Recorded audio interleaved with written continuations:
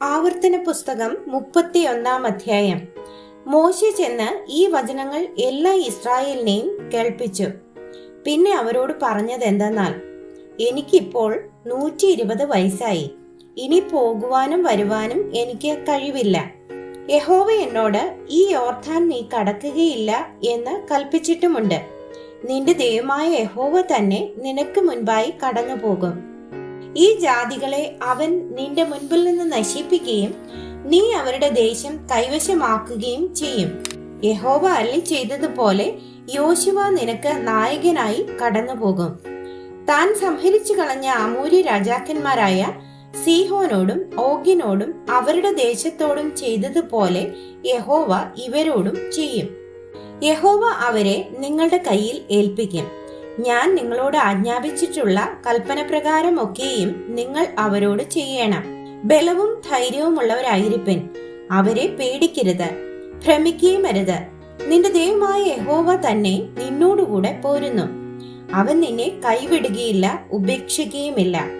പിന്നെ മോശെ യോശുവയെ വിളിച്ച് എല്ലാ ഇസ്രായേലും കാൺകെ അവനോട് പറഞ്ഞത് എന്തെന്നാൽ, ബലവും ധൈര്യവുമുള്ളവനായിരിക്ക.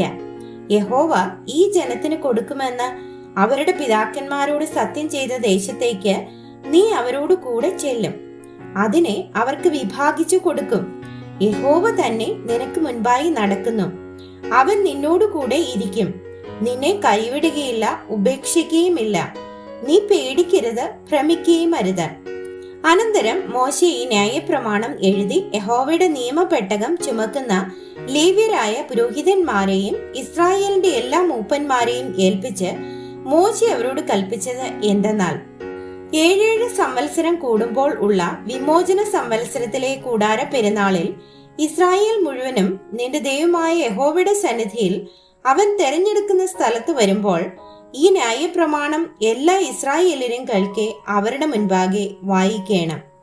പുരുഷന്മാരും സ്ത്രീകളും കുട്ടികളും നിന്റെ പട്ടണത്തിലുള്ള പരദേശിയും കേട്ട് പഠിച്ച് നിങ്ങളുടെ ദൈവമായ യഹോവയെ ഭയപ്പെട്ട് ഈ ന്യായപ്രമാണത്തിലെ വചനങ്ങൾ ഒക്കെയും പ്രമാണിച്ചു നടക്കേണ്ടതിനും അവയെ അറിഞ്ഞിട്ടില്ലാത്ത അവരുടെ മക്കൾ കേൾക്കേണ്ടതിനും നിങ്ങൾ യോർദാൻ കടന്ന് കൈവശമാക്കുവാൻ ചെല്ലുന്ന ദേശത്ത് നിങ്ങളുടെ ആയുഷ്കാലം ഒക്കെയും നിങ്ങളുടെ ദൈവമായ യഹോവയെ ഭയപ്പെടുവാൻ പഠിക്കേണ്ടതിനും ജനത്തെ വിളിച്ചു കൂട്ടേണം.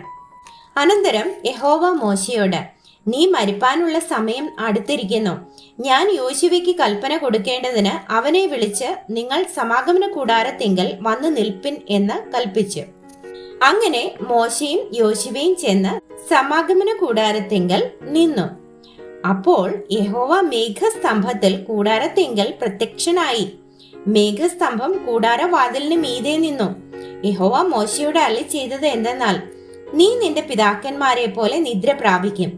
എന്നാൽ ഈ ജനം പാർപ്പാൻ ചെല്ലുന്ന ദേശത്തിലെ നിവാസികളുടെ അന്യദൈവങ്ങളെ പിഞ്ചെന്ന് പരസംഗം ചെയ്യുകയും എന്നെ ഉപേക്ഷിച്ച് ഞാൻ അവരോട് ചെയ്തിട്ടുള്ള എന്റെ നിയമം ലംഘിക്കുകയും ചെയ്യും.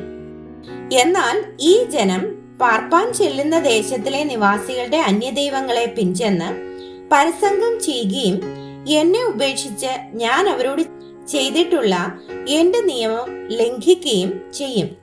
എന്റെ കോപം അവരുടെ നേരെ ജ്വലിച്ചിട്ട് ഞാൻ അവരെ ഉപേക്ഷിക്കുകയും എന്റെ മുഖം അവർക്ക് മറയ്ക്കുകയും ചെയ്യും. അവർ നാശത്തിനിരയായി തീരും. അനേക അനർത്ഥങ്ങളും കഷ്ടങ്ങളും അവർക്ക് ഭവിക്കും. നമ്മുടെ ദൈവം നമ്മുടെ ഇടയിൽ ഇല്ലായക കൊണ്ടല്ലയോ ഈ അനർത്ഥങ്ങൾ നമുക്ക് ഭവിച്ചത് എന്ന് അവർ അന്ന് പറയും.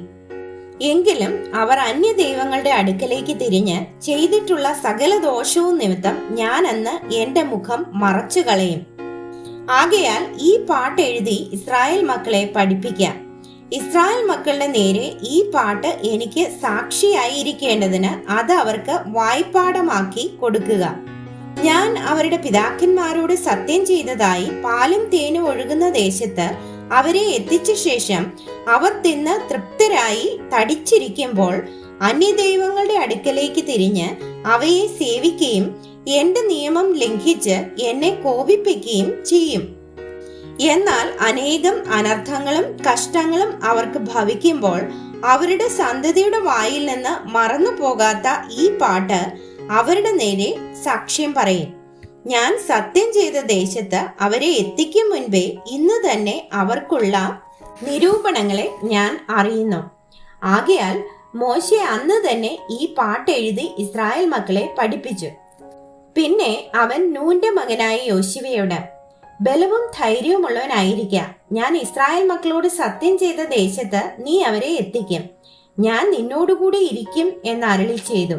മോശെ ഈ ന്യായപ്രമാണത്തിലെ വചനങ്ങൾ മുഴുവനും ഒരു പുസ്തകത്തിൽ എഴുതി തീർന്നപ്പോൾ യഹോവയുടെ നിയമപ്പെട്ടകം ചുമക്കുന്ന ലേവ്യരോട് കൽപ്പിച്ചത് എന്തെന്നാൽ, ഈ ന്യായപ്രമാണ പുസ്തകം എടുത്ത് നിങ്ങളുടെ ദൈവമായ യഹോവയുടെ നിയമപ്പെട്ടകത്തിനരികെ വെപ്പിൻ. അവിടെ അത് നിന്റെ നേരെ സാക്ഷിയായിരിക്കും. നിന്റെ മത്സര സ്വഭാവവും ദുശാഠ്യവും എനിക്കറിയാം. ഇതാ, ഇന്ന് ഞാൻ നിങ്ങളോടുകൂടെ ജീവിച്ചിരിക്കുമ്പോൾ തന്നെ നിങ്ങൾ യഹോവയോട് മത്സരികളായിരിക്കുന്നുവല്ലോ. എന്റെ മരണശേഷം എത്രയധികം നിങ്ങളുടെ ഗോത്രങ്ങളുടെ എല്ലാ മൂപ്പന്മാരെയും പ്രമാണികളെയും എന്റെ അടുക്കൽ വിളിച്ചുകൂട്ടുവേൻ. എന്നാൽ ഞാൻ ഈ വചനങ്ങൾ അവരെ പറഞ്ഞു കേൾപ്പിച്ച് അവരുടെ നേരെ ആകാശത്തെയും ഭൂമിയെയും സാക്ഷി വയ്ക്കും. എന്റെ മരണശേഷം നിങ്ങൾ വഷളത്വം പ്രവർത്തിക്കും എന്നും ഞാൻ നിങ്ങളോട് ആജ്ഞാപിച്ചിട്ടുള്ള വഴി വിട്ടുമാറിക്കളയും എന്നും എനിക്കറിയാം. അങ്ങനെ നിങ്ങൾ യഹോവയ്ക്ക് അനിഷ്ടമായുള്ളത് ചെയ്ത് നിങ്ങളുടെ പ്രവൃത്തികളാൽ അവനെ കോപിപ്പിക്കുന്നത് കൊണ്ട് ഭാവി കാലത്ത് നിങ്ങൾക്ക് അനർത്ഥം ഭവിക്കും. അങ്ങനെ മോശെ ഇസ്രായേലിന്റെ സർവ്വസഭയെയും ഈ പാട്ടിന്റെ വചനങ്ങളൊക്കെയും ചൊല്ലി കേൾപ്പിച്ചു.